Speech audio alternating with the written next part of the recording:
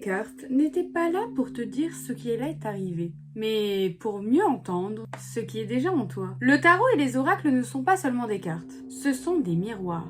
Des outils anciens ou modernes qui ne cherchent pas à te dire ce que tu dois faire et à simplement t'aider à écouter ce qui est déjà là, quelque part à l'intérieur. Ils ne prédisent pas l'avenir, mais ils éclairent le présent, comme des fragments symboliques d'un langage oublié. Ils parlent au cœur plus qu'à la tête, invitent à ralentir, à ressentir et à se reconnecter à soi, et parfois même à quelque chose de beaucoup plus vaste. Pour certains, ce sont des instruments spirituels, pour d'autres, plutôt des outils de développement personnel, de réflexion ou même d'intention pure. Il n'y a pas de bonne ou de mauvaise façon de les utiliser. Le tarot, avec ses 78 cartes codifiées, suit une structure symbolique qui est très ancienne. Chaque carte est ici une scène, un archétype ou une étape dans le voyage de l'âme. Tandis que les oracles, eux, sont beaucoup plus libres. Ils n'obéissent à aucune règle, aucun système. Ils suivent plus généralement l'intuition des créatrices ou des créateurs, qui, eux, mettent ça souvent autour d'un thème, que ça peut être les animaux, les divinités, les signes astrologiques, etc. Ou même encore les saisons ou les émotions.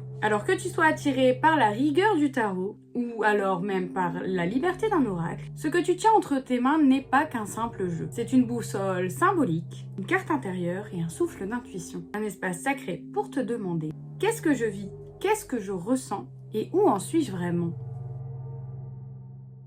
Le tarot et les oracles ont ceci en commun. Ils te parlent sans passer par les mots du mental, mais leur langage est différent. Le tarot est un ancien livre d'images symboliques qui suit une trame, un fil invisible, 78 cartes, 22 arcanes dites majeures, qui représentent ici les étapes universelles de la vie. La naissance, la quête, la transformation ou encore la sagesse. Et 56 cartes plus dite quotidienne, ou encore dite arcane mineure, qui vient ici beaucoup plus parler d'émotions, d'actions, de conflits intérieurs, de dynamiques concrètes. Chaque carte a plusieurs visages. Elle peut apparaître comme une invitation, ou encore un avertissement. Comme un miroir en fait un petit peu que tu sais déjà, ou que tu refuses encore de voir. Le tarot ne dit pas ce qui va arriver. Il te dit simplement regarde, ressens et traverse. À côté de lui, comme je vous l'ai dit, nous avons les oracles qui sont beaucoup moins codés. Donc en soi, chaque jeu d'oracle est libre et unique. Pas de structure universelle, pas de dite règle. Il n'est tout simplement de l'intention du créateur et aussi du regard qu'il porte sur le monde. L'oracle, lui, souvent représente un peu le message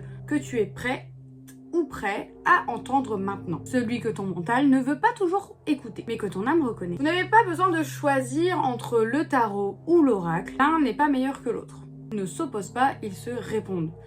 Vous pouvez, par exemple, utiliser très bien un oracle et un tarot pour refaire un tirage. En fait, si vous voulez, le tarot ici va venir structurer la réflexion et l'oracle va ici beaucoup plus pencher sur l'intuition. En gros, l'un t'ancre et l'autre t'élève.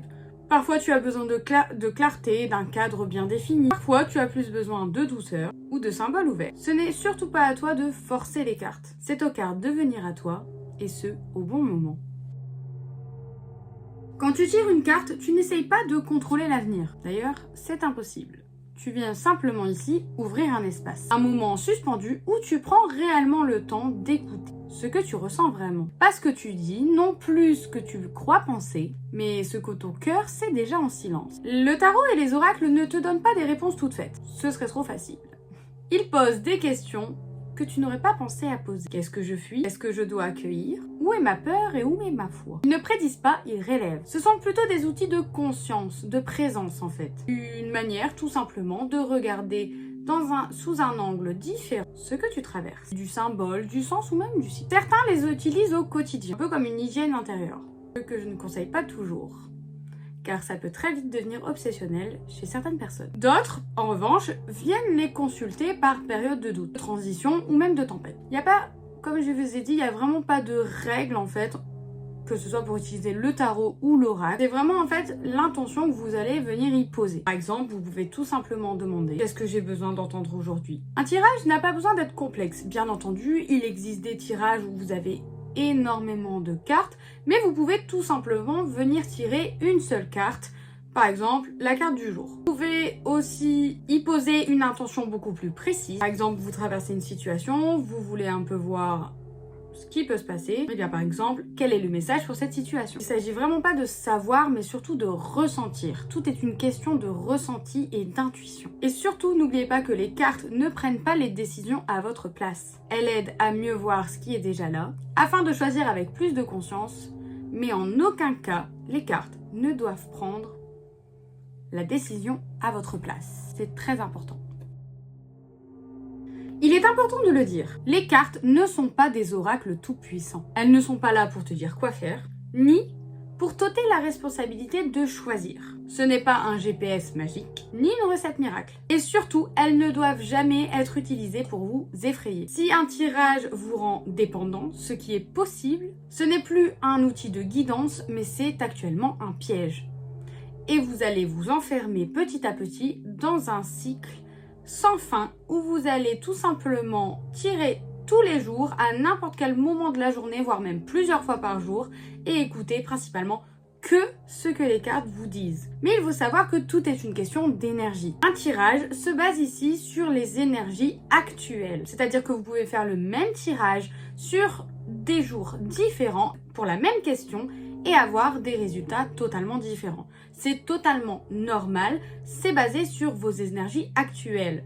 Et vu que vos énergies actuelles peuvent être changeantes, le tirage le sera tout aussi. C'est pour ça qu'il faut faire très attention de ne pas faire tous ces choix, surtout les plus importants, avec un tirage. Ça peut vous aider, ça peut vous guider, mais ça ne doit pas être la solution à votre questionnement. Car le tarot et les oracles ne remplacent ni un médecin, ni un psy, ni votre propre voix intérieure. Vous êtes la seule personne qui puisse décider de vos choix. Les tirages sont simplement faits pour vous inviter à écouter et non pas à obéir. Comme je vous l'ai dit, chaque tirage reflète l'énergie actuelle. Le tirage ne va pas vous dire voici ce qui va arriver, mais voici plutôt ce qui est en mouvement, ici, maintenant. Vous êtes libre de changer et de choisir un tout autre chemin, car les cartes montrent une voie.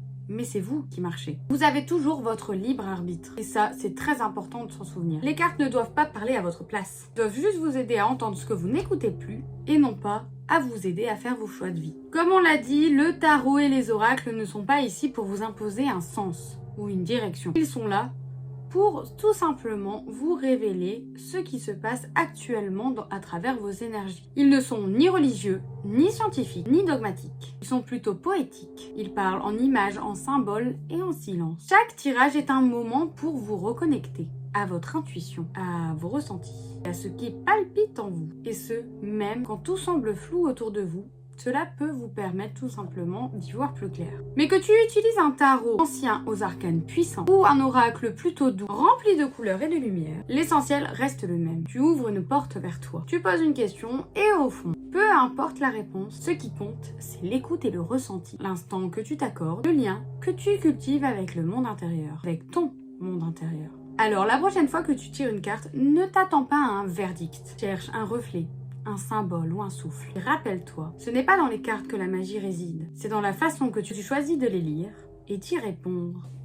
J'espère que cette vidéo vous aura plu. N'hésitez pas à me dire ce que vous en pensez en commentaire et à liker la vidéo. On se retrouve dans une prochaine vidéo où on va décortiquer un peu plus les différentes arcanes majeures et mineures du tarot. Alors n'hésitez pas à me dire si ça vous intéresse. Si la divination vous intéresse, n'hésitez pas à aller voir la playlist créée à ce sujet où vous pourrez y voir la chiromancie et la cartomancie en règle générale. En attendant, je vous dis à la prochaine vidéo pour plus de mythes et de légendes. Parce que chaque histoire mérite d'être racontée et que derrière chaque flamme se cache un mythe.